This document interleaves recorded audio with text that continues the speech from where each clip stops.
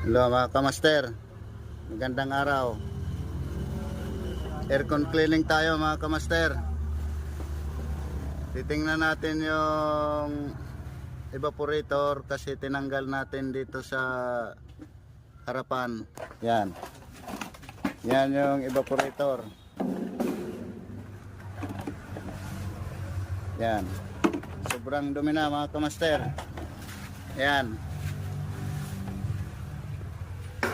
Yan na yung dumi niya. Pero mayroon napansin tayo mga kamaster. Kasi ito pina-cleaning daw to sa iba.